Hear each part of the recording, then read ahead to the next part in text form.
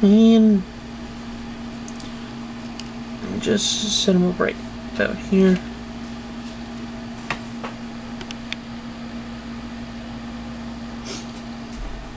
And there's the war machine without any of the armaments on it except for the machine guns. So let's just first check out the articulation of this guy. So first up is the shoulder right here. I'm gonna do a 360. Of course, its shoulder armor here is very movable. Can move its arm out this far, and it can also below the shoulder move a 360 as well. Of course, it can bend its arm this far, and I believe, yeah, it has two joints. It has a joint right here and here.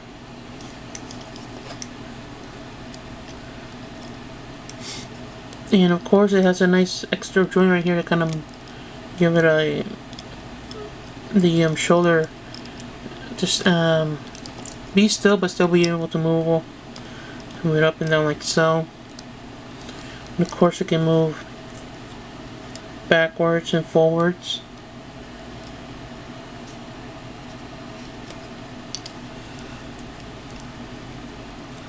Now the hand can actually move 360, I believe, if you just move the little flap armor piece right here. So yeah, 360, can move it, can wiggle it around, and the head, you can look up, you can look down, very much down if it wants to.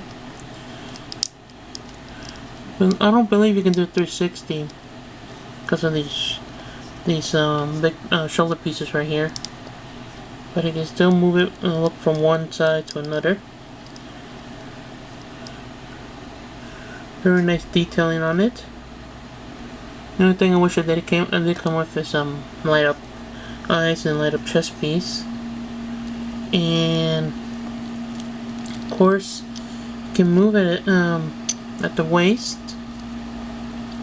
And as you can see right here, he has a movable waist, so he can go forwards. And something fell off, I believe. And you can move it back.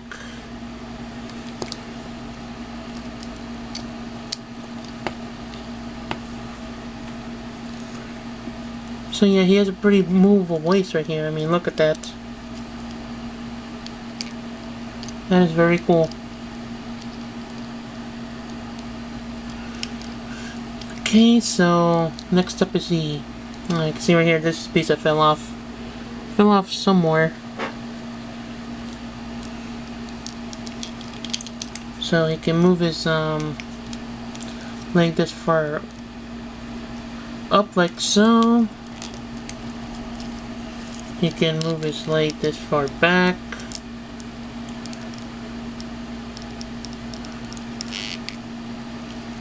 He can bend his leg like so. He has two joints. Very nice. And he can move his feet like so. And also he can move his toes right here, not individually, of course. You can move it down like so. And of course, another extra thing is that this is actually made out of metal.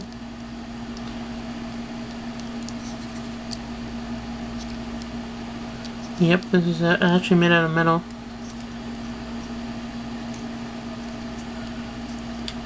So I guess this is for kind of stabilize the figure when you display him. That's very cool.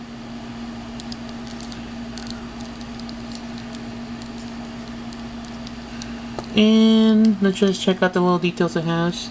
You can see over here, he has a little detail of, I think it says ED445 FLTS. And of course here's a logo, which is the Air Force, of course, because of Rhodey when he took the Mark II armor and transferred it into the War Machine. And right here it says AF-47, and the inside says 001. I guess that the model number, since this is the first War Machine. I guess maybe they thought they're gonna make more of them, but they only were able to get one armor, so they only able to make one. And of course, here's another insignia right there. And let us see here. So yeah, that's all the insignias or decals or the little things on there, whatever. So let's just first arm the guy with this Gatling gun. See right here, here's the holder right here in the middle.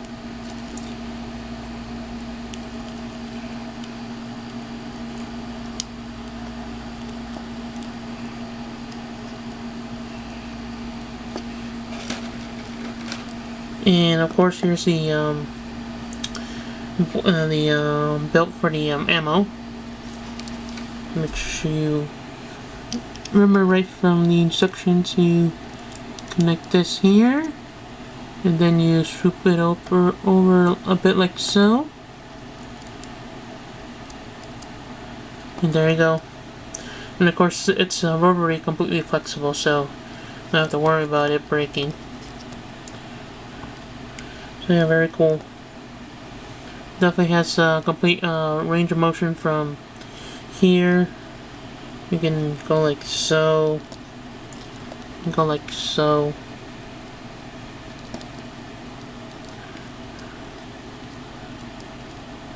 And if you want to, you can flip it over to the other side of the shoulder if you want. So yeah, you can put it completely, if you want to, you can completely pose it like how War Machine looked in the final battle. In Iron Man 2, of course. So let's just quickly check out these effect parts, if it would let me here. Okay, first up is the Gatling gun effect part.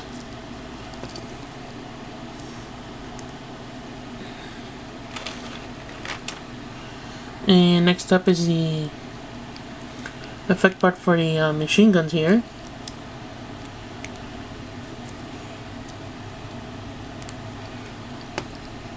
And of course you can see right here they're transparent.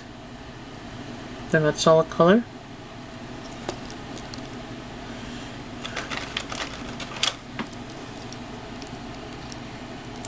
And there you go. War Machine all deck, firing all guns, minus the chest beam. So yeah, very cool. And let us see here.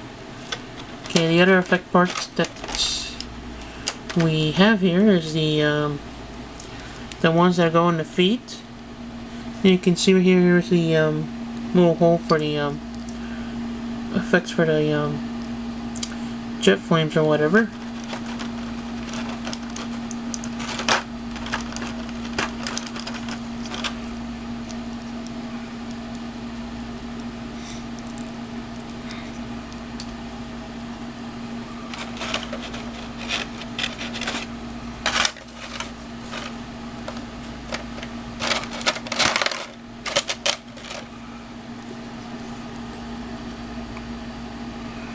And just trying to get these. Let me see if I can.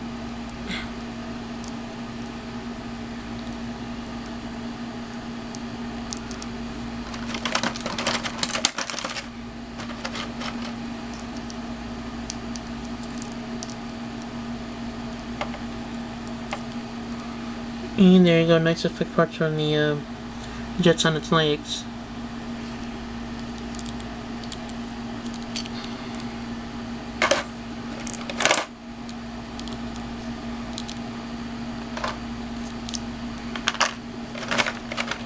Okay, so I completely forgot about these.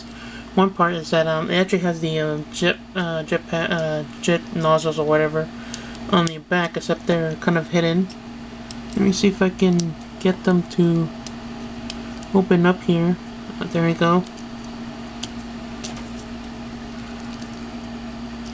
So you can see right there. Very cool.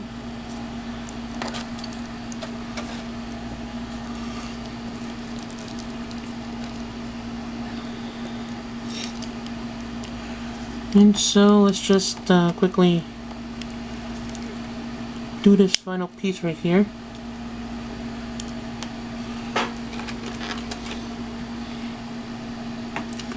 And here's the one-shot kill missile that pretty much failed in the movie. You can see right there, very nice. And of course, if you don't want that, and if you want the missile pods that they never showed up in the movie. I wish they did, but they never did. Okay, here's one. And pop that off. And here's the other one.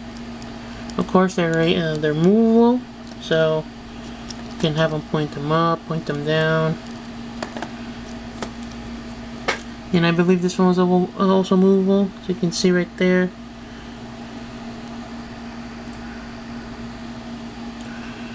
So, anyways, kind of ran a bit long on the video there.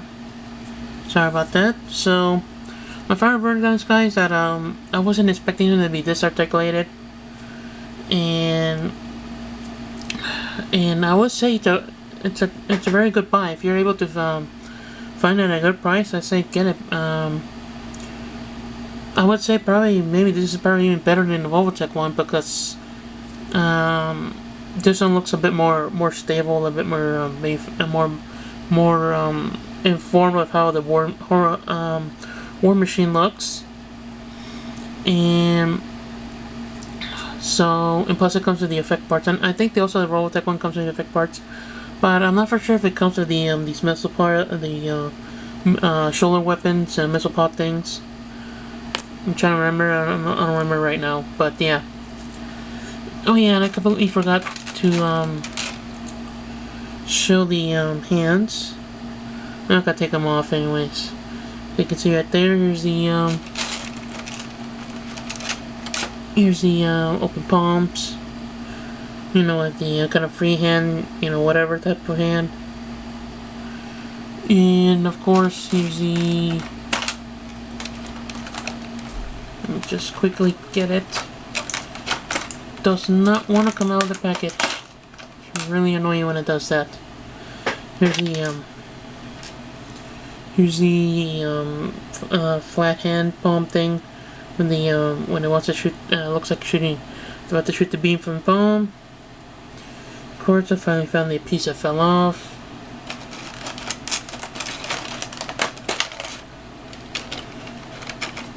And now here's the other one. And of course, here's the pieces for the back of the legs.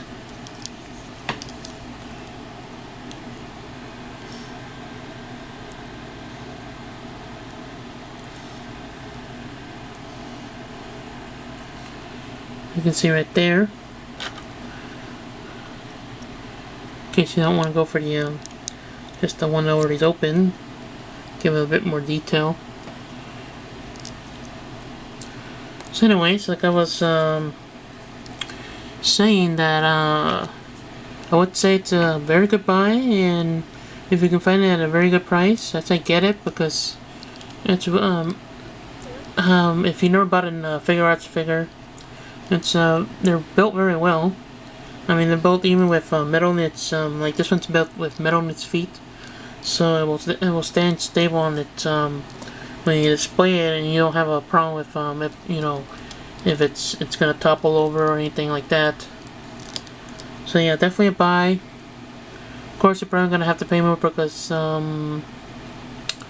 already released it once, and I guess that demand was high for it. They released it again, but it's already on Hobby Japan. It's already sold out. That's where I got mine. And so, like I said, if you find it for a good price, get it. If you've really been wanting a War Machine, you wanted the one from Iron Man 2, not Iron Man 3, because they haven't made a figure for the upgraded War Machine from Iron Man 3. But I bet they will soon. So, anyways, that's my unbox. That was the unboxing and review of the War Machine SH Figuarts. Hope you enjoyed seeing all of it and all the little bits and pieces of it. Again, the video ran kind of long, so I guess I'll catch you guys later. Keep on collecting those Figuarts. So yeah.